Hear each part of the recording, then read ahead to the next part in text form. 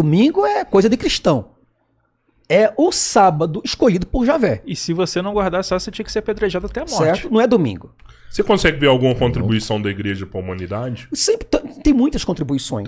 Tem muitas Você contribuições. Eu reconheço, evidente. Tem, por designer, exemplo, o aumento da desigualdade social, uma contribuição, também é uma né? coisa. Não, o preconceito contra LGBTQIA+.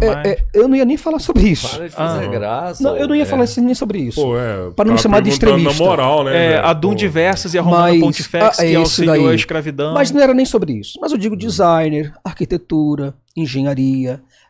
Que já existia muito antes da igreja. Existia muito antes da igreja, mas estou falando que a igreja liberou. Os egípcios faziam a arquitetura. Verdade, Antônio. Os sumérios. A igreja é responsável por grande parte da ajuda humanitária do mundo. Sim, não existia humanitarismo na China, não existia humanitarismo lá na Índia, não existia humanitarismo. Existiu, mas eu falo assim, hoje a igreja é responsável por grande parte da ajuda humanitária do mundo. Peraí. Aí você está confundindo tudo. Não. Peraí. Se você pega hoje as organizações não governamentais, não estão todas elas ligadas para a igreja, não. Se você for ver, por exemplo, a Microsoft, ateus e mais ateus por aí, fazem doações bilionárias, certo? Lá no canal mesmo eu faço caridade direto lá no canal. Se eu tivesse dinheiro, é porque eu não tenho dinheiro. Se eu tivesse dinheiro, certo? Eu faria caridade para as pessoas. Não, Jason, lá no canal, os ateus lá, eles ajudam as pessoas, cara. São pessoas que às vezes são pobres, às vezes estão com dívida. Exato. A galera se junta. Eles dão, por exemplo, assim, um rapaz lá, que a gente gosta muito, o Eliseu, perdeu a casa na enchente com 3 filhos pra criar. Olha aí. A galera se juntou, fez uma casa pra ele. Parece que a igreja fundou os primeiros hospitais, as primeiras universidades. Cara, olha só. Como assim fundou? Não, peraí, mas calma aí. Você já ouviu falar de medicina chinesa? Já ouvi então falar. Era um tratamento que era feito antes do cristianismo, não era? Sim.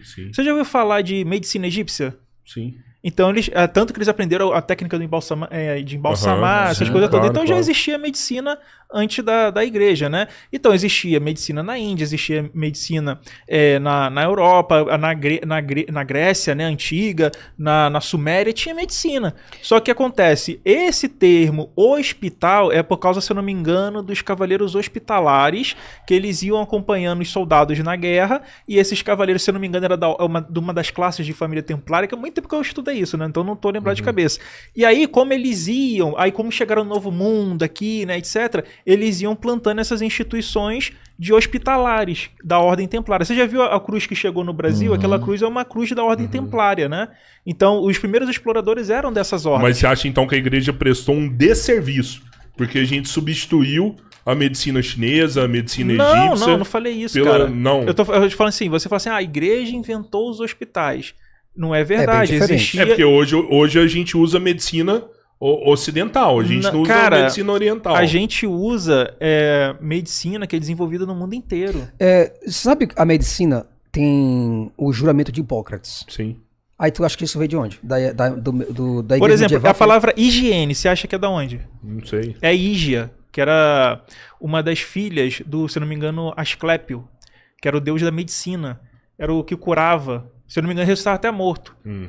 Aí ele tem aquele caduceu, que é da serpente, já ouviu falar?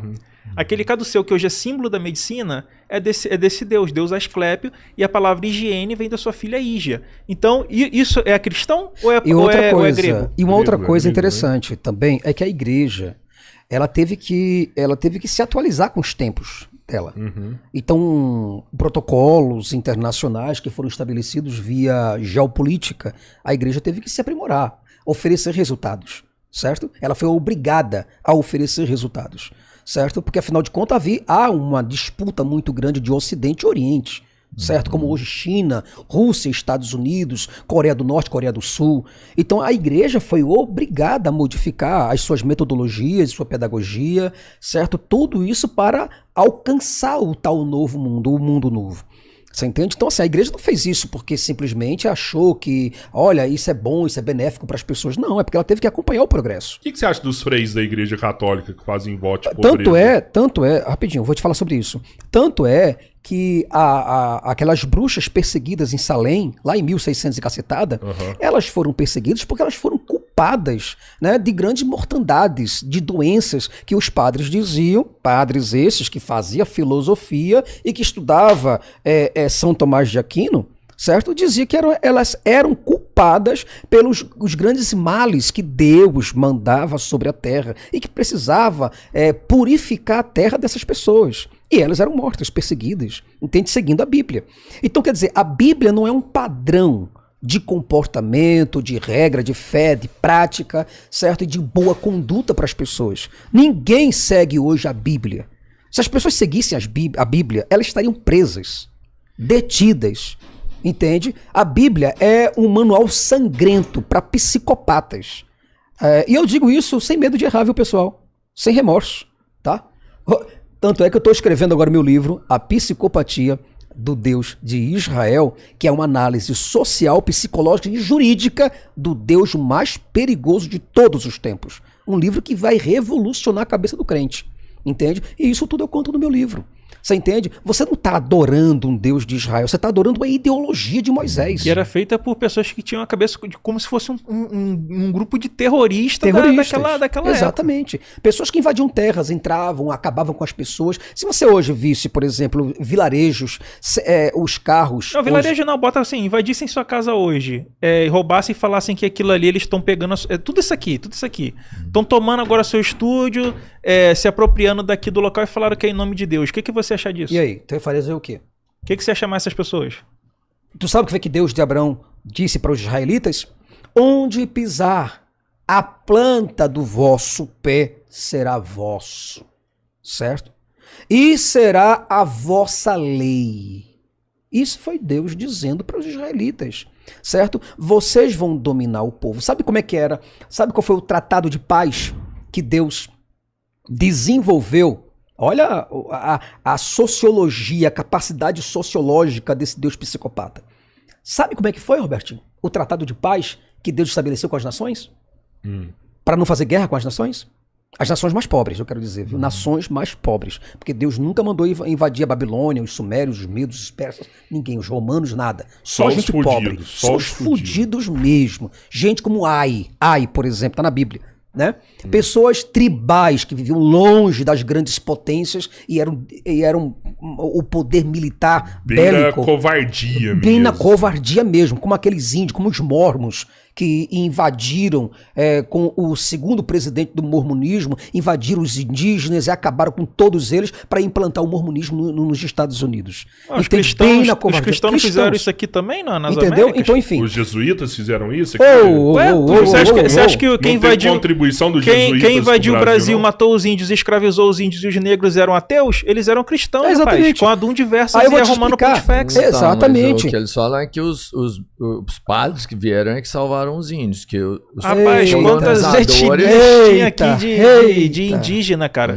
Eles trouxeram doença, guerra, escravidão. Olha, nenhum fala pausadamente o nome dessas duas cláusulas aí. Fala lentamente para as pessoas te ouvirem. Adum Diversas e Romanos Pontifex. Aonde que as pessoas acham isso? Isso aí tá, se eu não me engano, na Biblioteca de Portugal.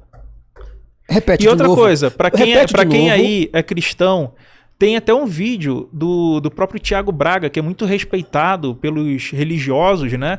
É um professor de história. Vocês podem ir lá no canal dele, que ele fala sobre essas documentações, explica da origem delas, onde elas estão. Então não precisa confiar em mim, não. Vai lá no professor de história Tiago Braga, que vocês vão ver. E aí? Aí Deus agora decidiu fazer um protocolo de guerra. Como que os israelitas poderiam levar paz para as pessoas antes de guerrear? Qual que era o trato? Da seguinte forma, olha que trato maravilhoso, que deve ser copiado nos dias de hoje. Que eu acho que esse daí sim é um dos tratados que hoje o Tratado de Genebra e tantos outros tratados internacionais deveriam copiar, viu? É esse aqui.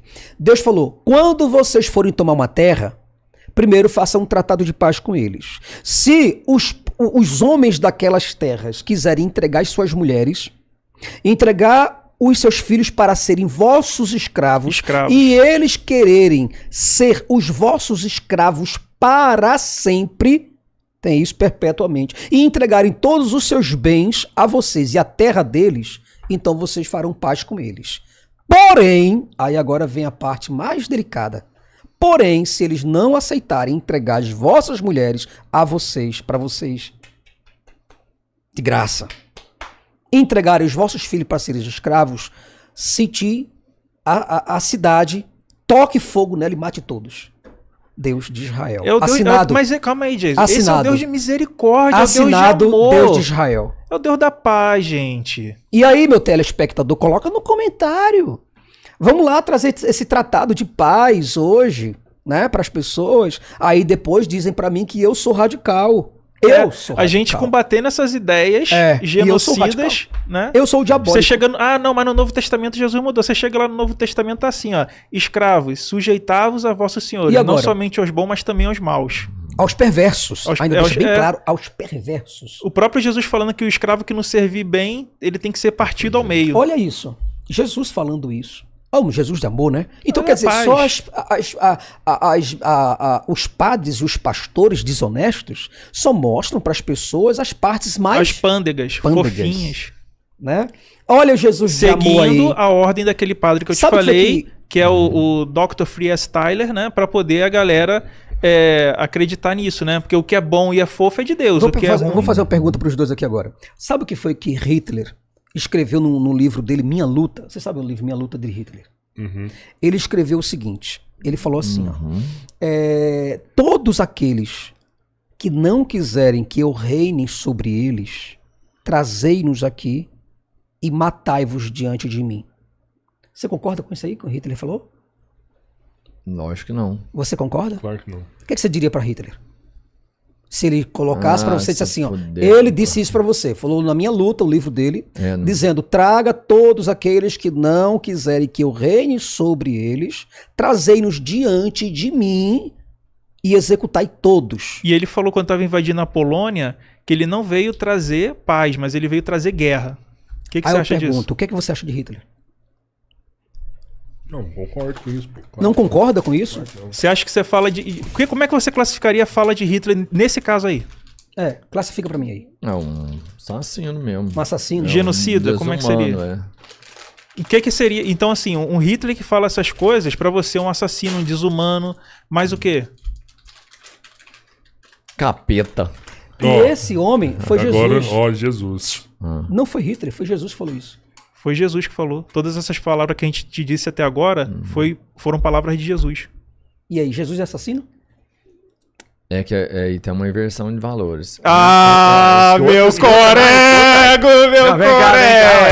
Aí não tem condição. Vocês não querem aprender? Vocês não vão querer aprender também difícil. Nada? Não vai querer aprender nada? Um tá pregando a salvação, o outro não, ué. Entendeu? Não, Jesus não pregou salvação. Porque o que ele fala Jesus, é o seguinte... foi questionado pelos apóstolos. Por que o senhor fala em parábolas? Porque a morte traz a vida vendo eterna. Não vejam e ouvindo não ouçam. Exatamente. E não possam se converter. Palavras de Jesus. Para que não possam se converter. Se eu falasse que era do diabo, você ia concordar comigo. Olha o que ele falou. Repete de novo aí essa palavra, que talvez... Senhor, por que tu falas em parábola? Aí ele diz, para que vendo não vejam e ouvindo não ouçam. E não tenham a conversão, não se convertam. Olha aí, Jesus estava... Quando João fala, manda ler o livro de João, Deus amou o mundo de tal maneira. Vai falar isso para os calvinistas. Os calvinistas vão dizer, você está lendo o texto certo? A Bíblia não está falando que Deus amou o mundo de tal maneira, que deu seu Filho unigênito para que todo aquele que dele crê não pereça, mas tenha a vida eterna. Não. O mundo que ele está falando é dos salvos, daqueles eleitos. Os eleitos por Deus. Vai lá pegar um calvinista para falar sobre esse assunto aí. Ele não vai dizer que é o mundo todo não, porque Deus não ama o mundo todo não. Deus só ama aqueles que são eleitos. E os outros que não são, ele tá pouco se fodendo para esse povo. E a soberania de Deus. Soberania Deus de Deus mata mesmo. E outra, sabe o que foi que Paulo falou aos romanos, escrevendo? Paulo falou assim, não depende de quem corre. Não depende de quem quer. Capítulo 9 de Romanos. Depende de Deus em querer salvar. Então quer dizer... E depois ele trouxe outra mensagem. Ele falou quem assim, és tu? Tu vai dizer que Deus é injusto? Quem és tu, mortal? Para questionar a Deus? Paulo é um escroto. Paulo pergunta, e dirás que Deus é injusto? Por não querer salvar os perdidos, aqueles que ele destinou para a perdição? Aqueles que são vaso de desonra que ele fez. Aí ele pergunta: acaso o vaso de barro perguntará para o oleiro: por que me fizeste assim? Não, o vaso é só um vaso. E quem é o vaso? Você, eu. Certo? E Deus está dizendo: eu te fiz assim. Eu te fiz cego. Como um cego de Capítulo 9 de João. De João. Aonde Jesus,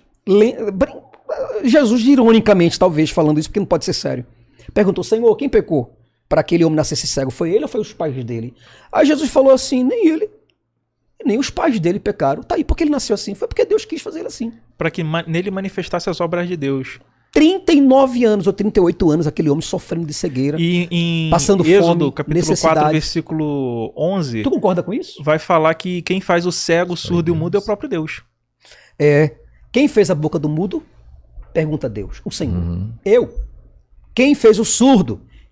Pergunta. Eu fiz o surdo e eu fiz o mudo. Se ele fez surdo, fez mudo, fez doenças, e ele manda pestes, como diz Deuteronômio capítulo 28, meu pessoal, tá bom? Lê a partir do verso 15. Se você não aceitar. Aliás, ô Pedrão, já tá ficando um marasmo muito grande, a audiência pode até cair. Vamos ler Bíblia? Pega a Bíblia, Deuteronômio capítulo 28. Tá não, tá crescendo.